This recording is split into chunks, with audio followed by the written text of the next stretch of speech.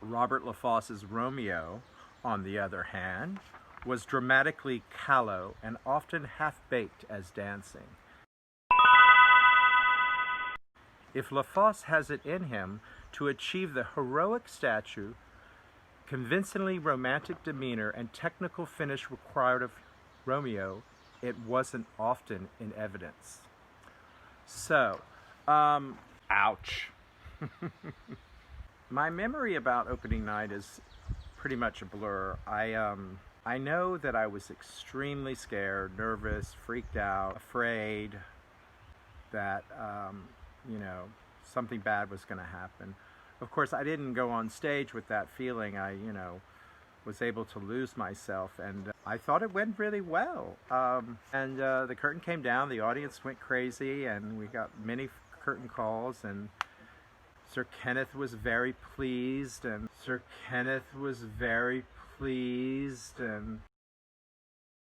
today we're going to talk about Romeo and Juliet.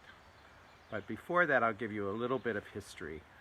I'm from Texas, and I went to a small studio there, Marcia Woody Academy of Dance, and my brother was also a dancer.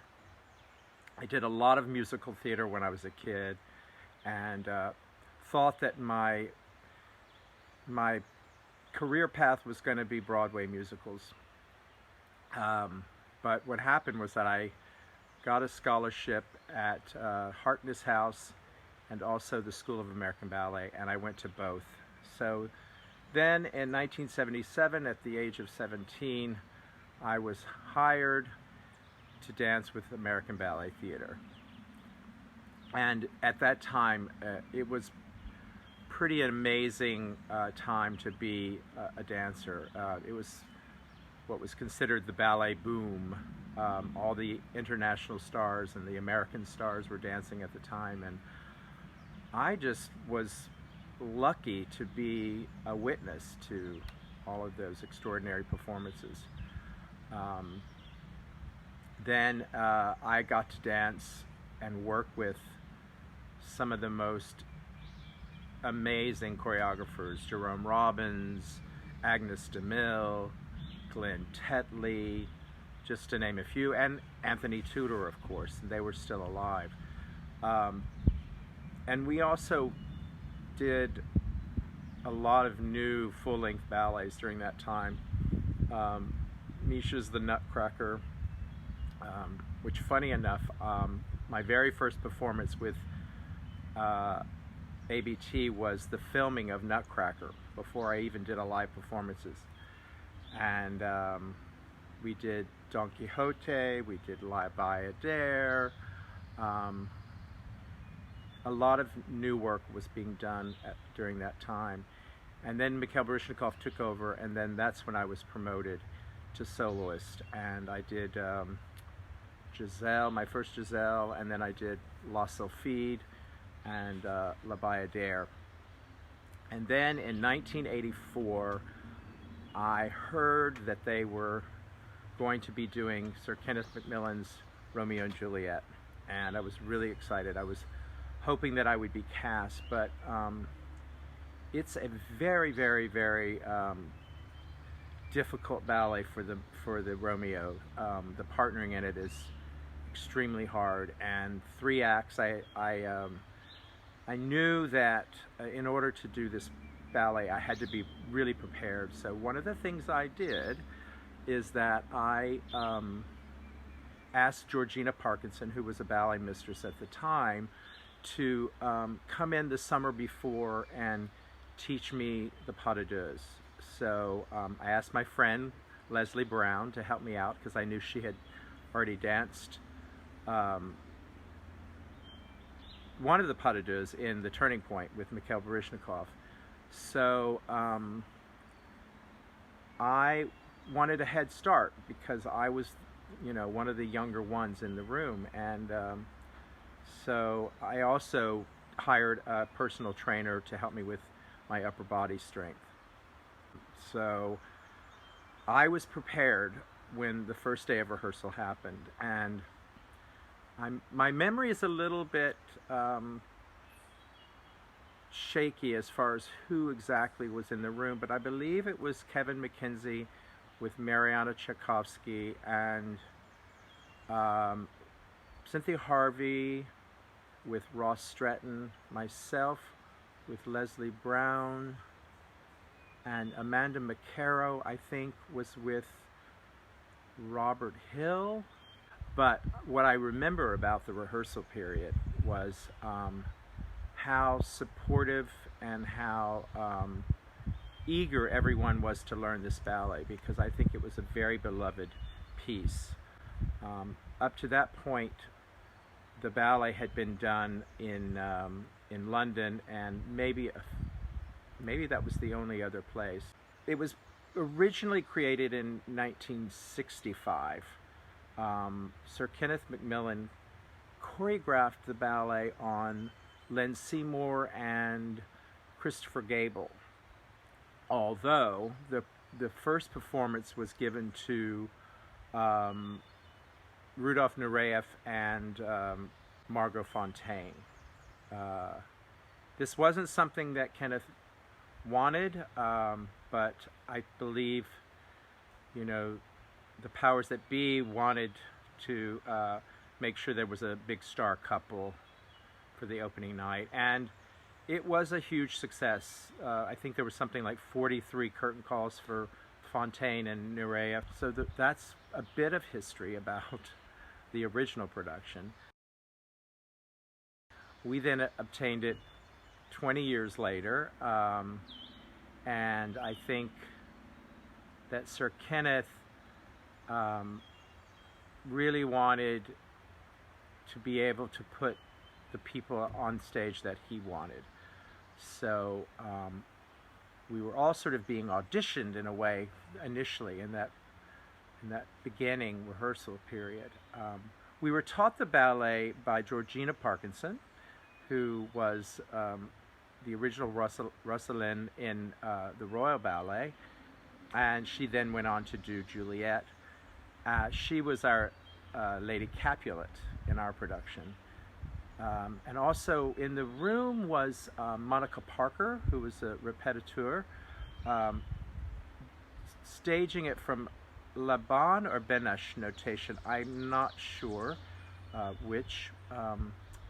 So the things I remember about the rehearsal period were we got to learn how to sword fight, of course. That was a new experience for me. And just watching the other couples approach it and seeing the differences was very helpful. I had, up to that point, had read the play when I was in high school, and I knew the Franco Zeffirelli movie. What I knew at this point was that this ballet is more like a silent movie. There's very little traditional pantomime like in Swan Lake or Giselle. So there was a sort of a naturalism to it, and that's the way I approached it, was more like a silent movie. I think that what's important for me is to absorb what the choreographer was aiming for. And we were lucky because we got to work with Sir Kenneth. When he came in after we knew the steps, he would take each couple individually and work with them. Leslie was the kind of dancer who danced from her heart, not from her head. So she had a natural ability to act on stage. We had done Jardin à Lilas together, Lilac Garden, and so she was a dance actress. You know, this came very easy for her to approach a role from that point, and she also danced with an abandonment that was quite inspiring for me as a Romeo. And I had to keep up with her, basically. She would throw herself at me, and she would run 2 steps further than I thought she was going to, and and then throw herself in the air. This one particular lift that she runs towards me and turns her back to me and jumps, and you have to catch her midair, was very challenging, but she really would go for it, and that's what I remember about Leslie. A little funny anecdote was that originally New York opening night was supposed to be Fernando Bojones and Mariana,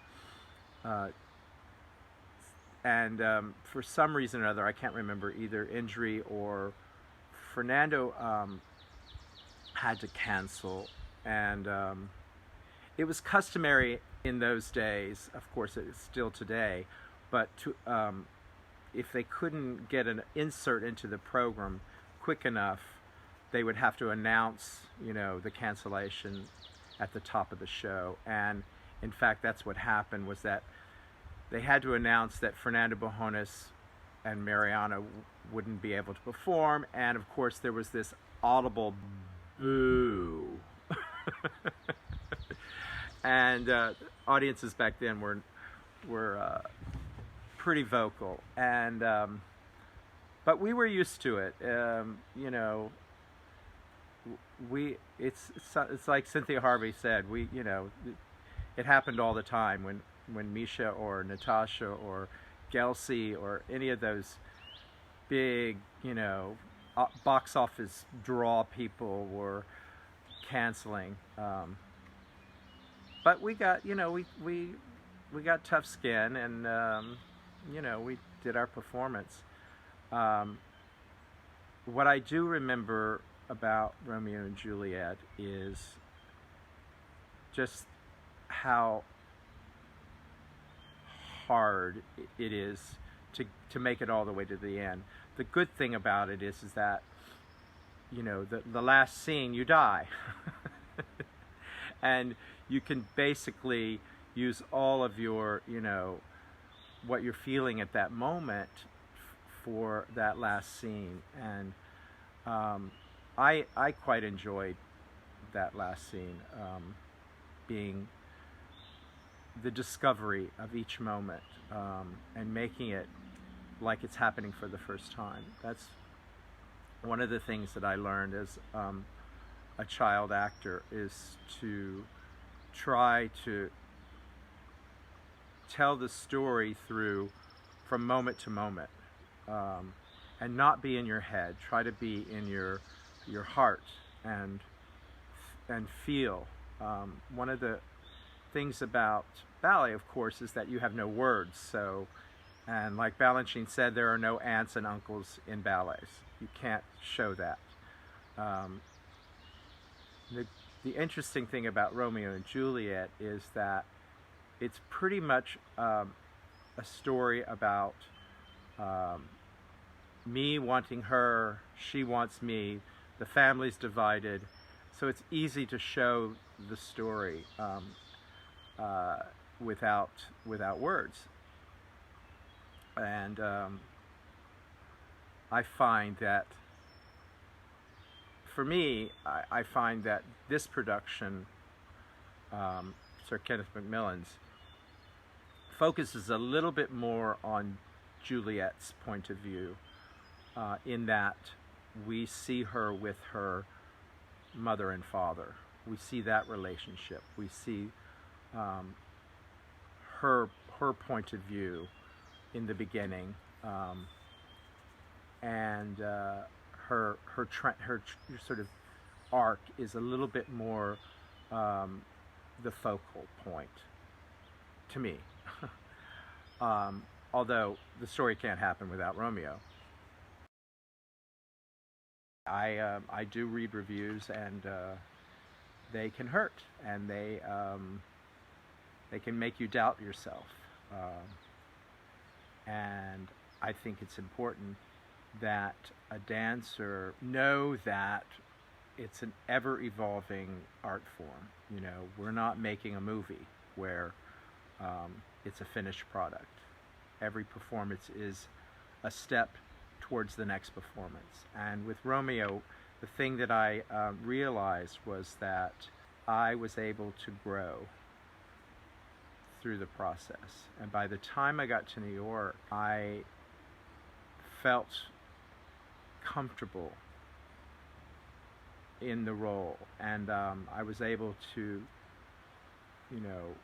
I was proud of what I was doing, and fortunately by the time we got to New York, I got a much better review. So I don't have any great advice about that.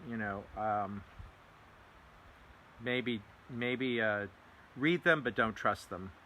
Trust the people that are in the room with you. Trust your partner. Trust your director. Trust the choreographer. Like someone told me, if you believe your good reviews, then you have to believe your bad reviews. Anyway, just thought it was funny to share. Thanks.